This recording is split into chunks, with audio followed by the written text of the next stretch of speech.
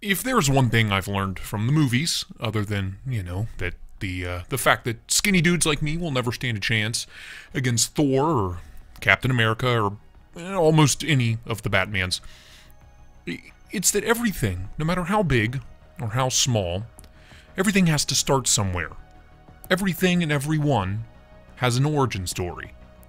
The origin story has become something of an effective, if not divisive, ploy to allow Hollywood to pump out more and more of the same old doldrums, print as much money as they want, and do it whilst working as little as humanly possible.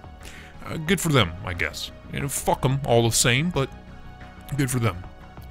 But not all origin stories garner this amount of anger, or this amount of one-star reviews on IMDb. So without further ado, I give you The Brothers Todd, the story of two knife-loving bros, Deryl and Seth, that were fed up with simply buying everyone else's knives and set out on a journey to design their own. And, spoiler alert, after many hours, days, weeks, and months, and several 80s movie montages, they succeeded. And with the help of Bestech, they brought to the knife world this. The Bestech Malware, a full-size, slim and slicey titanium frame lock that would look right at home in the pockets of Judge Dredd, Officer Rick Deckard, or even Corbin Dallas.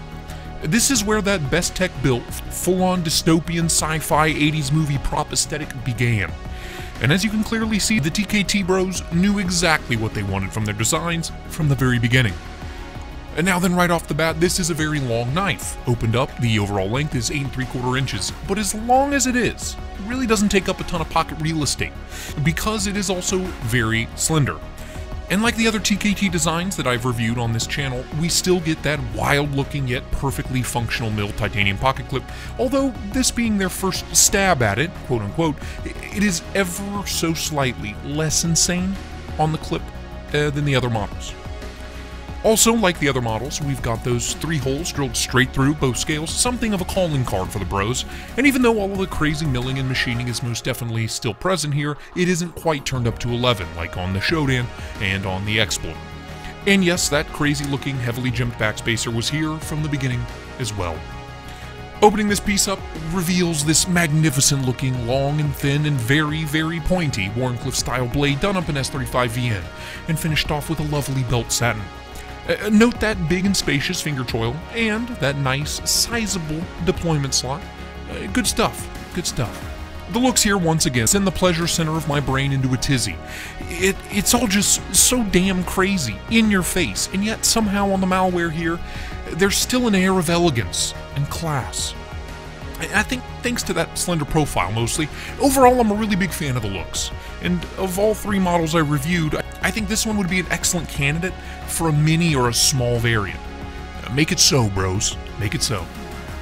Now then, about that blade, although it is not technically a true Wharncliffe, I'm not gonna get hung up on splitting hairs. I'll leave that task to this immensely thin and slicey flat ground slab of S35VN. And even though this is not a tall blade by any means, that flat grind brings it down to a fantastically thin final cutting edge. And now, I have to say, this is definitely the least slicey of the 3 Bestech TKT designs that I reviewed. I'm not sure why, but the cutting geometry works wonders for almost any EDC task, especially for those draw cuts and intricate detail work. All that being said, it cuts extremely well, and it looks damn good while doing it. The tip is extremely thin and stabby, and will 100% snap the fuck off if you decide to get too frisky with it.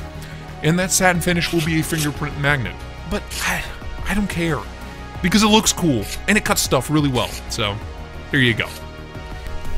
Another thing the Malware does extremely well is ergos. The length of the handle means you have more than enough room to get situated and comfortable, no matter the size of your hands. I can see the thinness maybe being a tiny issue for people with longer fingers, but I have had no such issues. And like the other TKT models I reviewed here, the finger choil lets you get nice and snuggled up behind the blade for more control, and the jimping on the blade spine is really well knocked down and as gentle as a lover's embrace against the tip of your thumb. The pocket clip is barely noticeable in the hand, and overall this long and slender future punk toothpick has been nothing short of a joy in the hand. And finally, the action, something that I've absolutely adored about the previous TKT designs in the past. Well, fidgetability was another key point for the bros when they started out. We've got a nice, comfy flipper tab, and although that D10 is a little soft and mushy compared to the more recent models, it flips well as long as you aren't half-assing it. And it locks up with a satisfying click. And those deployment slots, even though they haven't been knocked down along the inside edges, they're a breeze to use, making thumb flicks and spidey flicks just a mindless task. A fidgeter's dream overall. And this is running on some really smooth bearings, so on the close that big stabby warning drops nice and smooth. And the lock bar is really easy to get a hold of and push aside. It really is a great action all around, and an action that has kept the malware nestled nicely in my pocket quite a lot since the day it arrived. So for $196-ish retail, where do I stand on the Bestech malware designed by the TKT Bros? Well, aside from the minor nitpicks about the softer D10 and, you know, slightly less slicey than the later models, I've really got no complaints. It carries extremely well. That blade has been a joy to use for any and every light-duty EDC task I have to throw at it. The full-blown fidgety goodness from the action, and the looks, I mean, come on, look at this fucking thing. The Todd boys are still yet to let me down. 3 for 3, my bros. 3 for 3. Keep them coming. And other than the fact that I'd really love to see a mini version of this, you know, maybe a 3-inch blade variant, the malware is definitely a great option if you're a fidget freak and a Wharncliffe whore, just like me. So, until next time, thank you for watching. Bye-bye now.